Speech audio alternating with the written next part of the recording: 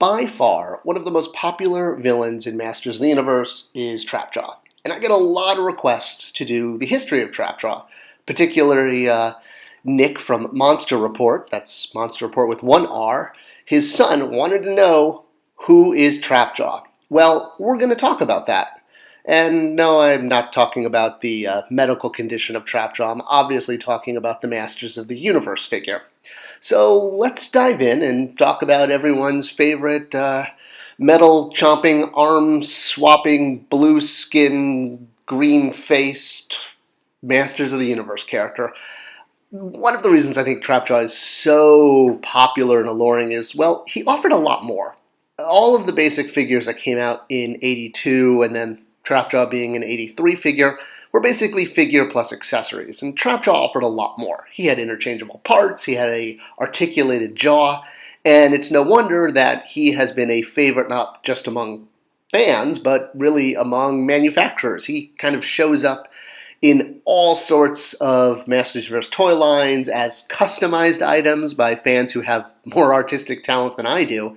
And of course, he was in the Filmation series, although his colors were changed a little bit and his arms were swapped, and he wasn't exactly the evil threat that he was in a lot of playrooms, with He-Man kind of easily defeating him and some of his arm attachments being, well, shall we say, less than threatening, I guess, unless you're Baxter Stockman, but that's not important right now. Alright, so what is the origin of Trapjaw? Was he baby Trapjaw at one time? Did he grow up to become this evil metal mouth menace? Ooh, I just got to use some alliteration. Bonus points.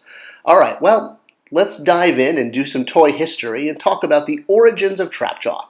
So to do that, we've got to start with Big Jim. And I've mentioned Big Jim a few times. He's Mattel's 1970s action hero, kind of like a male Barbie, where he could be anything and everyone. In addition to Big Jim, there were other characters in the line, and some of them were based on historic characters, some of them based on motifs, like Captain Flint, etc., etc. Eventually, Big Jim did become a little bit more of a superhero in the sense that he was now fighting crime, and he had his own team of Avengers, or X-Men, or, Justice Leaguers in Big Jim's pack, complete with Wolf logo on the front, or maybe he's just representing House Stark, I'm not sure.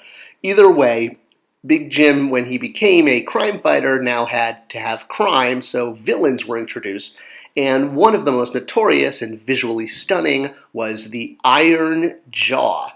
Well, partially influenced by Jaws from James Bond, which was all the rage at the time, Iron Jaw was a character with very thick eyebrows, a metal jaw, and interchangeable parts that went into his arm attachment for different weapons. Where have we seen that before? Well, one of the things that I found from working at Mattel and other toy companies for the past 25 years is good ideas tend to get recycled is kind of the kindest way of putting it, where sometimes an idea that either gets rejected in one toy line gets repitched and repackaged for another toy line the next year. So it's no shock that a toy like Iron Jaw that was created for Big Jim was recycled and made a new appearance in the early 80s when the same designers who worked on Big Jim were now working on Masters of the Universe. Iron Jaw's not the only Big Jim character to sort of sneak into Masters. There's quite a few of them. In fact, I did a whole video on it here. But let's get back to Trapjaw. So, besides the fact that his eyebrows, jaw, and swappable hand parts came from the Big Jim line, he's still a unique character. He's not just a copy of Iron Jaw.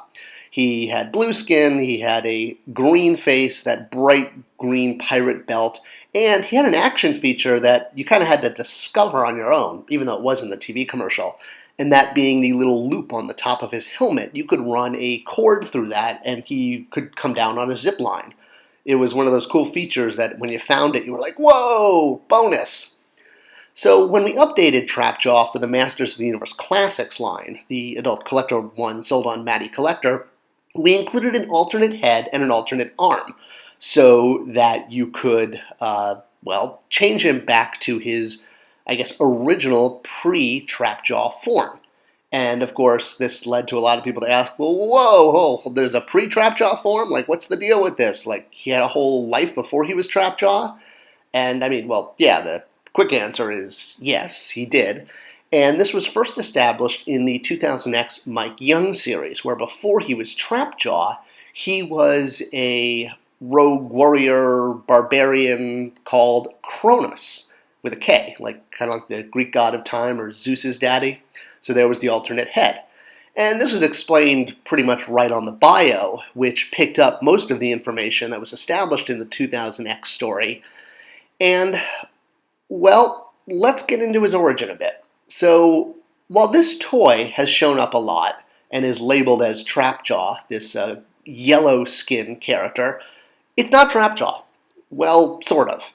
It's kind of like how we had Zodak and Zodak. So, for reference sake, this is Zodak with a C, and this is Zodak with a K in the 2000X series. Now, Trapjaw did not get a reimagination in the 2000X series the way Zodak did, where he was now a black character, and he had tattoos, and fought the Snake Man, as opposed to the Caucasian version, which was a cosmic warrior. It made sense to break them off and do them as separate characters, not just because their names had a slightly different consonant at the end, but they had different purpose, and well, at the end of the day, it meant making more money for the company, and that was really the whole point. So if we could sell a character twice, hey, we were now making more money. So it wasn't 2000X that gave birth to this green-yellow skinned character with the silver arm. Well, this was from his original appearance in the mini-comics, and he was called Trapjaw at this point, and I'll get into that in a moment. But his origin was very, very different from the Kronos origin established in 2000X, where he was now an interdimensional bounty hunter that was called on by Skeletor to defeat He-Man, and eventually He-Man and Skeletor actually had to team up to defeat him. But it was action-packed, and it was cool, and it involved a lot of portals, which I'm a big fan of.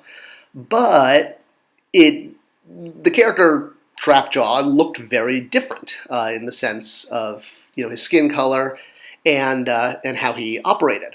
Originally, the character was actually called X-Man, which, shocker, that copyright didn't work because there's an indie comic, a few people have read it, from Marvel Comics that has a similar name, so the name wasn't available.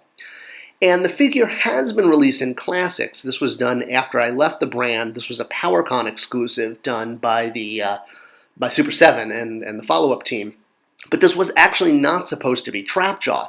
This was supposed to be Iron Jaw, named after the character that he's influenced by.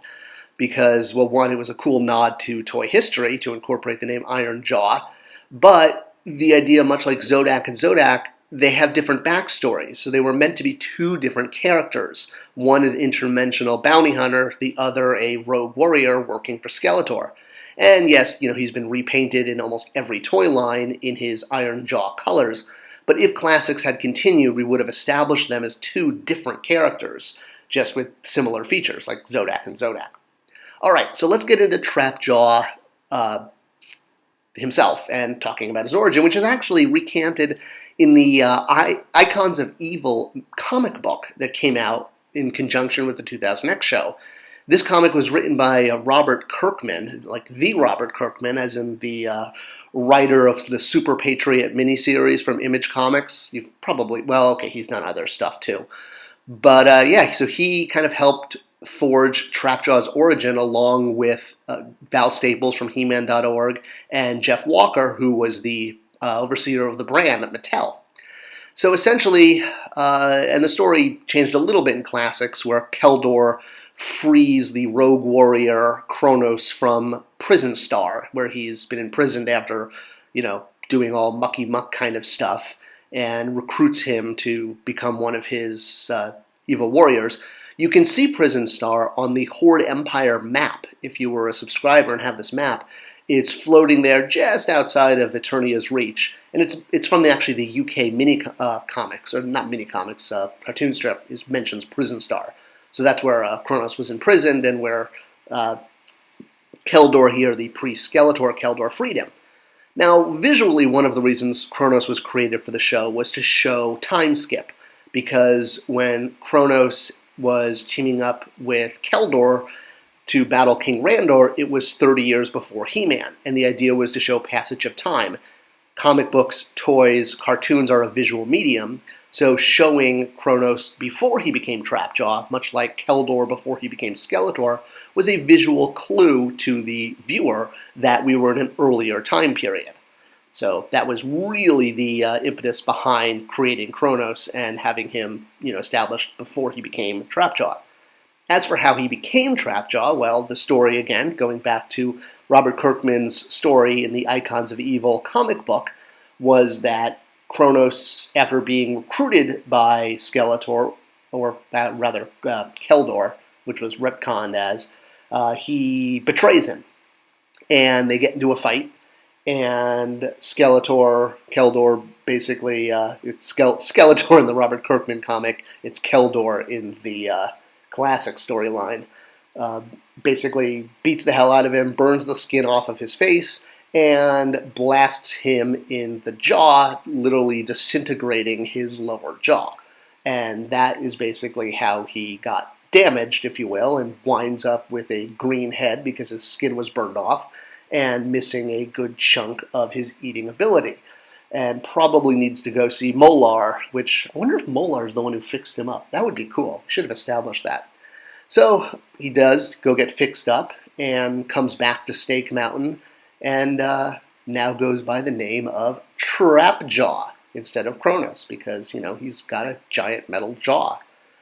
So now we did have plans that Trapjaw was going to meet Ironjaw, and it just, I left the brand and a lot of those storylines weren't continued. But that's how we were going to introduce the quote-unquote mini-comic version of Trapjaw into the Classics toy line. But as long as the toy got made, that's all that matters. And any stories we all make up in our heads are just as valid, because toys are about using the imagination. Alright, I hope you enjoyed this look at the origins of Trapjaw and Ironjaw and all sorts of toy history. Let me know what other topics you'd like to see covered. Share this video. Give me a subscription and a comment, because that helps tell YouTube to share it with more people. Thanks for watching.